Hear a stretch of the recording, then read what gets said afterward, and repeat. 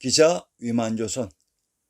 중국사 24 주인공의 후손들인 한반도의 코리안들을 자신들의 한자 발음을 표기하는 글자도 없는 현 차이나에게 사대하도록 4대 노예로 만든 역사 조작의 대표적인 작품이 기자 위만조선과 한사군입니다.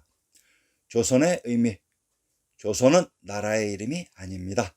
흉노인 시홍의 옹인 박다린들이 있었던 조선은 과연 무슨 의미일까요?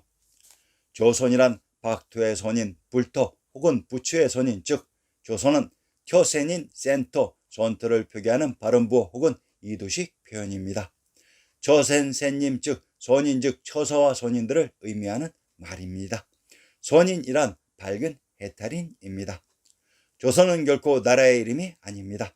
20세기에 들어와서 역사 조작 세력이 붙인 이름이 조선이지, 천하의 중앙 중국에 있었던 사람이 그 천하의 이름을 제국의 한 나라의 이름같이 고려니 조선이라고 부를 수는 없습니다. 후대의 역사가들이 그 처센의 시스템이 작동하는 체제인 조선 고려의 중앙을 차지했던 왕조 이름을 하상주, 진안, 조이, 서진, 북이, 북주, 수당, 송원, 명청이라고 부르는 것입니다. 더군다나 사기열전이나 한소에서와 같이 한 제후국의 자격으로 역사서에 올라와 있을 수는 없습니다. 그것은 이중의 조작으로 천하를 가리키는 고려 조선의 개념을 국가로 조작한 다음 제후국으로 변주하여 초 5월 사이에 우그러쭈그러 넣어 대륙의 동부로 옮겼다가 결국 반도로 옮겨서 처박아 놓았던 것입니다. 한자 옥편에서 조자를 찾아봤습니다. 발음이 자어라고 나와 있습니다. 선을 찾아보고 조선의 선자를 찾아보았습니다. 발음이 시엔이라고 나와 있는 것이 아닙니까? 이것이 무엇을 의미하는 것일까요?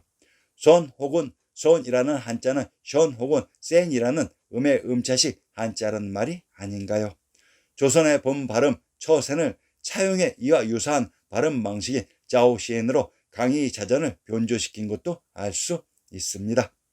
처센이란 절에서 나무하고 불 때는 처사가 처센입니다. 조선이라는 말은 처사를 가리키는 의미인 처센의 한자 음체였던 것입니다. 그 처센이 조선으로 고정되기도 하고 처사로 고정되기도 했던 것입니다.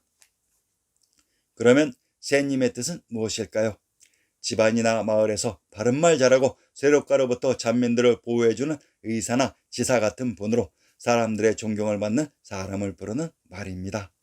그 센님이라는 말을 우리가 어렸을 때 썼다는 말입니다. 그러면 혹시 스님을 부를 때도 센님이라고 불렀을까요? 그렇습니다. 옛날에는 센님이라고 불렀습니다. 과거 공교육을 받은 선인도인을 조선 처사, 처세이라는 보통 명사로 불렀는데 센님이란 말은 그 선인들이 자기 스승이나 웃 어른을 부를 때 센님으로 불렀던 존칭의 혹경 명칭이었던 것입니다. 물론 속세의 사람들이 선인을 부를 때는 존칭해서 센님으로도 불렀던 것입니다. 물론 지금은 불교 성직자를 우리는 혹격으로 스님으로 부릅니다. 조선 천지라는 말은 다름 아닌 처선의 시스템으로 되어 있는 천지였던 것입니다. 나라 이름인 국호와는 전혀 상관이 없었던 것입니다. 조선 천독이라는 말은 이 처센들의 수도라는 말이었습니다. 기자 조선. 위만 조선이 있었던 곳이 바로 기자가 있었다고 하는 곳입니다. 상나라의 후손 기자가 주무왕으로부터 받은 봉지가 또한 조선이라고 했습니다. 기자는 중국 상나라의 왕족이자 기자 조선의 시조로 알려져 있는 전설상의 인물이다. 성씨는 자, 이름은 서여 또는 수유이며 기자는 자기 명인 동시에 별칭이다. 상나라 말기에 왕족으로 태어나 주왕 시기를 살았으며 상나라가 주나라에게 멸망당하자 조선으로 망명하였다고 전해진다. 조선으로 망명한 후에는 조선의 군주가 되어 그의 후손이 1000여 년 동안 고조선을 다스렸다고 전해지나 사실 여부는 논란이 많다. 현재의 차이나에서 과연 자신들이 원하면 마음대로 다른 곳으로 이동해서 남의 영토를 장악할 수 있었을까요? 천만의 말씀입니다. 우리의 지리지 신증동국 여지있음남에서는 기자가 있었다고 하는 곳의 지명들이 몇 군데 등장합니다. 평안도 평양의 군명을 조선, 왕검성, 기성, 낭랑, 장안, 서경, 소도, 호경, 유경이라고 했습니다. 전라도 한평의 군명을 굴레, 닭이, 한풍, 모양, 모평, 기성이라고 합니다. 강원도 평해의 군명을 기성이라고 합니다. 평안도, 평양, 전라도 한평, 강원도 평해군명 기성이 바로 기자가 있었다고 하는 성입니다. 그런데 평양은 금강산 자락 개성의 옆에 있었고 전라도 한평이란 진나라가 있었던 함양과 동일한 지명으로 관중에 있었습니다. 일단 지명에서도 모순점이 있습니다. 그리고 가장 중요한 사실은 만약 기자가 있었던 곳이 대나라의 평양이 맞다면 기자 조선이 사기세가에 등장해야 하나 단 한 번도 사마천의 사기에 등장하는 것을 본 적이 없습니다. 즉 기자라는 존재는 없었던 사실을 만들어낸 창작품이라는 얘기입니다. 그러면 기자 조선을 근거로 탄생한 위만 조선은 과연 신빙성이 있을까요? 위만, 우선 위만의 정체부터 밝혀봅시다. 위만의 선계. 위씨는 주나라의 제후국 위나라에서부터 시작합니다. 자, 우선 역사를 대할 때 우리의 지리 교과서 신증동국 여지신함에서 황제국 주나라의 모국 태빈빈주가 한나라 한고조 유방의 고향 풍패이면서 이것이 고구려가 탄생한 고죽국이라고 했습니다. 사기세가를 인용합니다. 위 강숙의 이름은 봉이다. 주무왕의 10명의 동무제 중 9번째 동생이다. 주나라의 제후국 위나라란 주무왕의 동생 강숙봉이 받은 봉주의 땅 이름이 위로 이것이 나라의 이름이면서 성씨가 탄생하는 것입니다.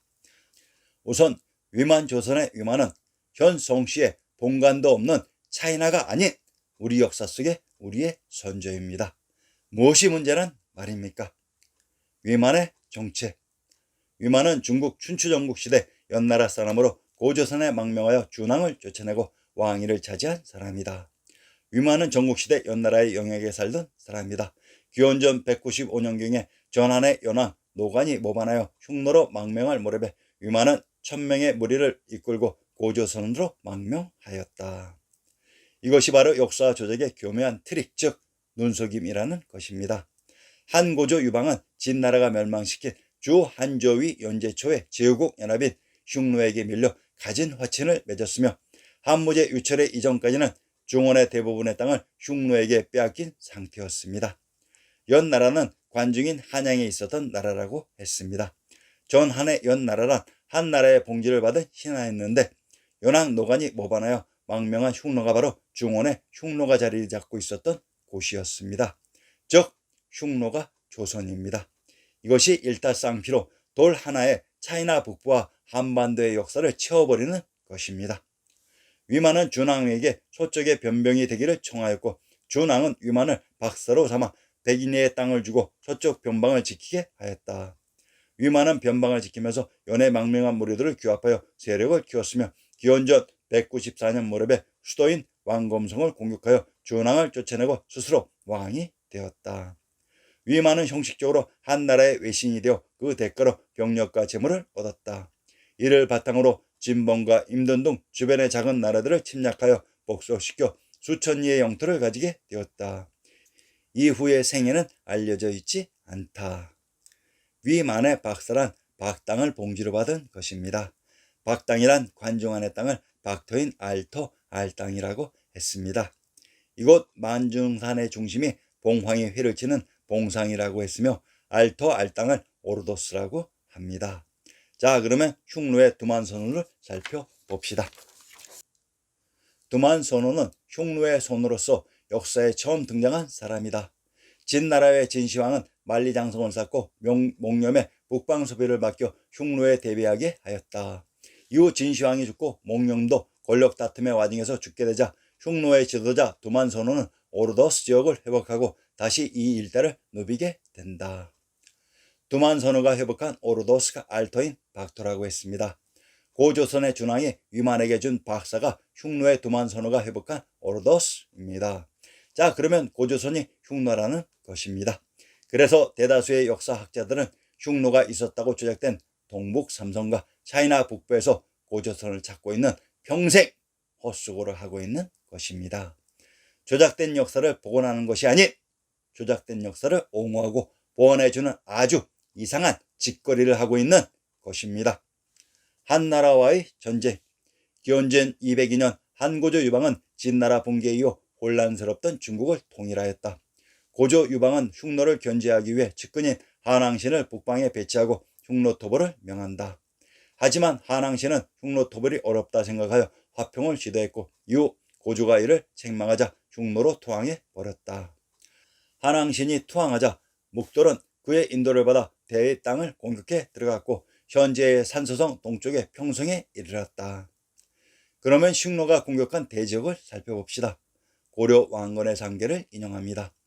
왕건의 성계는 북방선비족 사한국에서 기원하였으니 사왕국은 기원전 108년경 한무제가 고조선을 정벌하여 사군으로 하였을 때 낭랑지역으로 오랜 세월이 지나고 나서 고구려 시대 북위에서는 초강씨라 했고 사왕이 462년경에는 고구려와 북위에서 지냈다.